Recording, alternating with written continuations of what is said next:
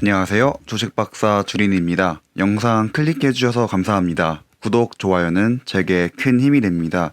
테슬라 관련 이슈가 발생하면 인스타로 먼저 공유드릴 수 있도록 하겠습니다. 인스타 아이디는 본문 내용에 적어둘 테니 팔로우 부탁드리겠습니다. 오늘은 12월 18일에 다가오고 있는 내마녀의 날에 대해서 이야기해 보도록 하겠습니다. 내마녀의 날 때 미국 증시 그리고 테슬라의 주가에 어떤 영향을 끼칠지 미리 공부하고 보면 당일의 주가가 이상하게 요동치더라도 이거 뭐야? 하지 않고 오늘은 내마녀의 날이구나. 그래서 이렇게 요동칠 수 있겠네. 라고 보시면 됩니다. 영상의 마지막 부분에는 내마녀의 날이 테슬라에게 주는 영향에 대해서도 분석을 하였습니다. 지금 우리의 관심사는 무엇입니까? 16일부터 인덱스 펀드들의 매수가 시작되니 이날부터 주가가 오를 거라는 기대감에 차 있습니다.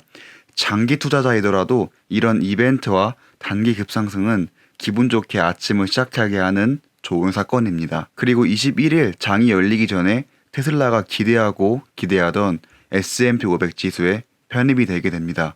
그렇기 때문에 18일은 S&P 500을 추종하는 인덱스 펀드들이 테슬라를 매수할 수 있는 마지막 날이기 때문에 물량을 굉장히 많이 매수할 것으로 예상되는 날이기도 합니다.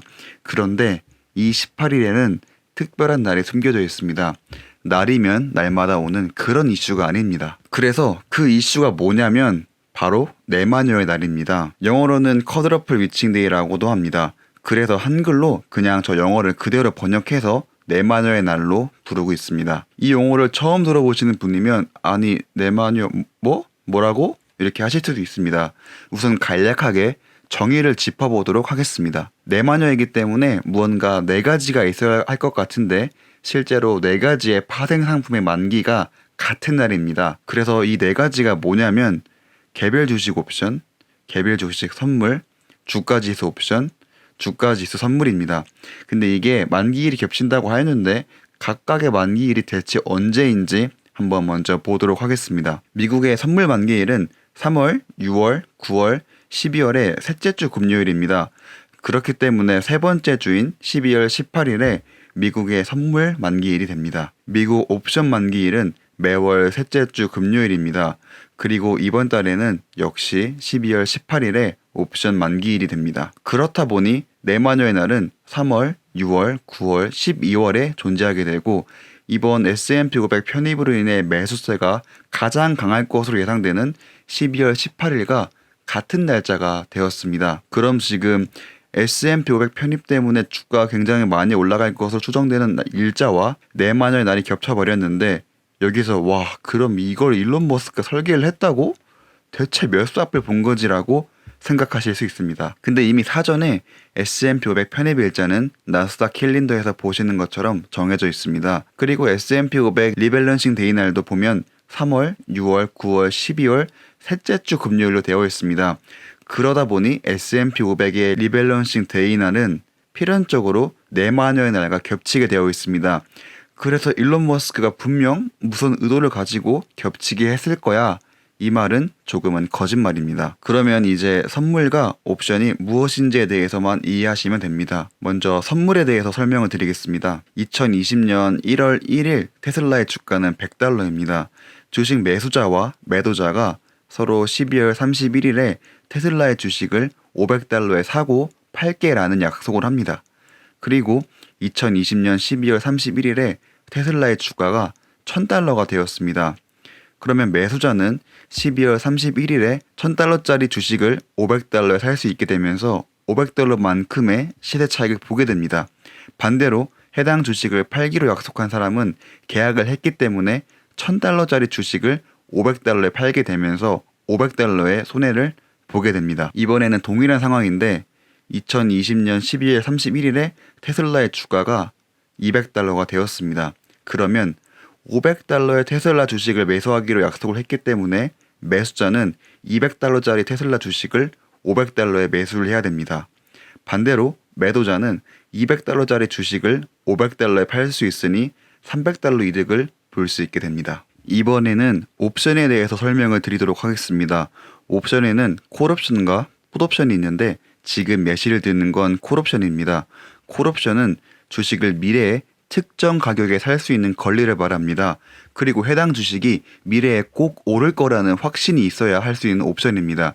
예를 들어 지금이 2020년 1월 1일이라고 가정을 해보겠습니다. 1월 1일 기준 테슬라의 주가가 $100라고 합니다. 그리고 2020년 12월 31일에 테슬라의 주가가 $1000까지 간다고 가정을 해보겠습니다. 콜옵션의 만기일인 12월 31일에 $1000에 거래되고 있는 테슬라를 $200에 살 수 있는 권리를 1월 1일에 사는 겁니다.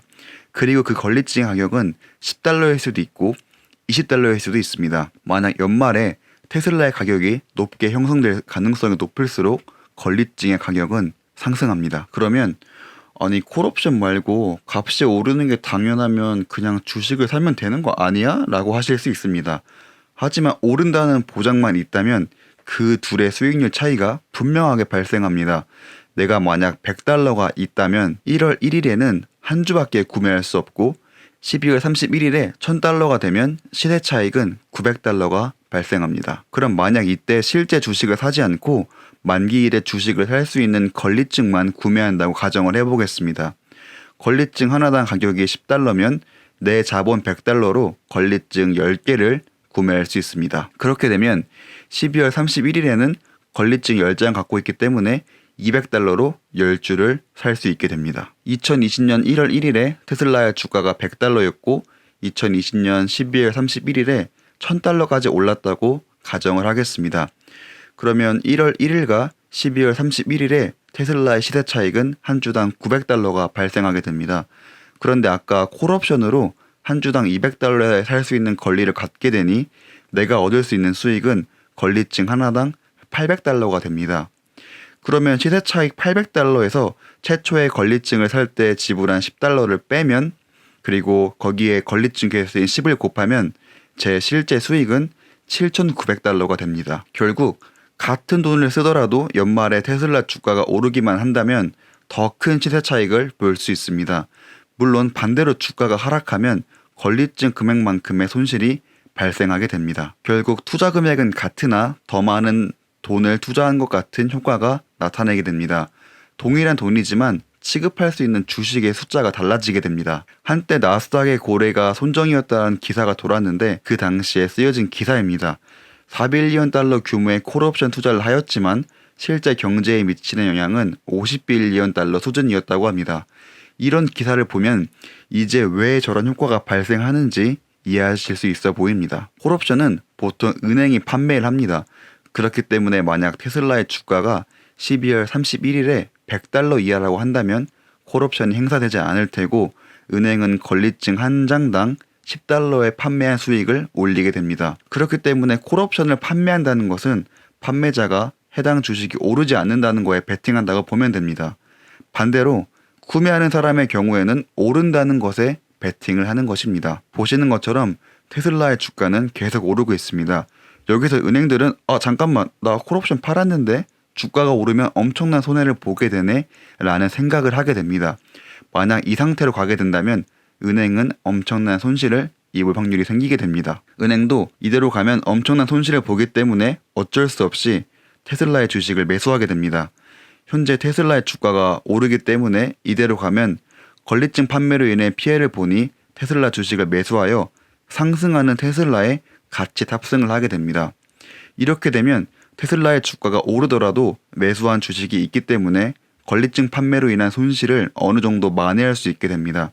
그런데 운이 없게도 은행이 테슬라 주식을 매수하고 얼마 지나지 않아 반대로 주가가 하락하면서 권리증으로 약속한 가격보다 하락하게 되면 권리증의 권리는 행사가 되지 않겠지만 매수된 테슬라의 손해분만큼은 떠안게 됩니다. 서로가 서로의 이익과 해지를 위해 주식을 매수하게 되고 그 결과 펀더멘털에 관계없이 주가가 급상승하는 상황이 발생하게 됩니다. 그러다가 만기가 되면서 굳이 주식을 들고 있을 필요가 없기 때문에 매도하게 되고 그 결과 주가가 급격하게 떨어질 확률이 생기게 됩니다. 실제로 9월에 손정희가 나스닥의 고래로 지목받았을 때 그 당시 기술주가 엄청 급등하였고 애플은 21.4%가 상승하였고 테슬라의 경우는 74%가 상승하였습니다. 나스닥이 11%에 상승한 거에 비해 엄청나게 상승한 것을 알 수 있는데 콜옵션으로 인해 주가가 급등한 것을 알 수 있습니다. 정리를 하자면 둘의 차이는 선물은 실제로 매수하는 것이고 옵션은 매수할 수 있는 권리를 살 수 있다고 보면 됩니다. 그리고 가장 큰 차이는 선물은 매수자와 매도자 모두 약속을 하면 무조건 그 약속을 이행해야 하는 의무를 갖게 됩니다.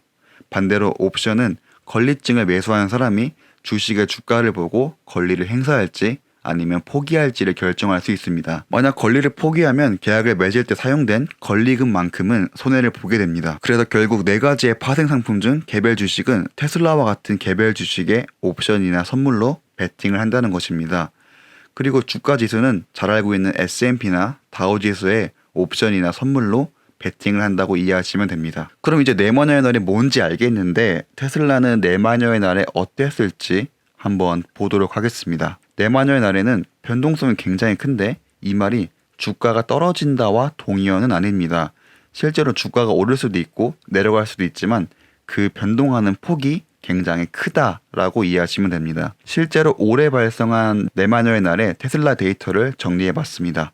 맨 오른쪽에 보이는 퍼센트지는 최고점과 최저점의 차이를 표시하였습니다. 3월 달에는 약 11%의 변동성이 있었고 6월은 2%, 9월은 5%의 변동성이 발생하였습니다. 그리고 모두 시작가보다 종가가 낮게 장이 마감되었습니다. 근데 사실 이 정도 주가 변화는 테슬라에게는 일상이기 때문에 테슬라 한정 마녀의 날은 크게 의미가 없어 보이기도 합니다. 그래서 오늘의 결론입니다. 올해의 데이터만 보면 테슬라는 내 마녀의 날에 큰 영향을 받았다고 보기가 어려워 보입니다.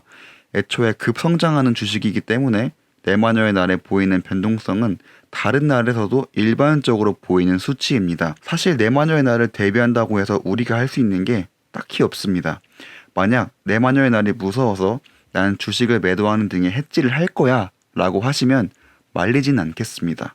그런데 주린이 분이라면 저랑 같이 바이 앤 홀드를 하면서 그날의 변동성에 몸을 맡겨보는 것도 재미있지 않을까라고 생각을 하고 있습니다. 12월 18일은 S&P 500 편입 물량과 내 마녀의 날이 겹쳐 굉장히 흥미진진한 장이 될 것으로 예상이 됩니다. 지금까지 시청해주셔서 정말 감사합니다.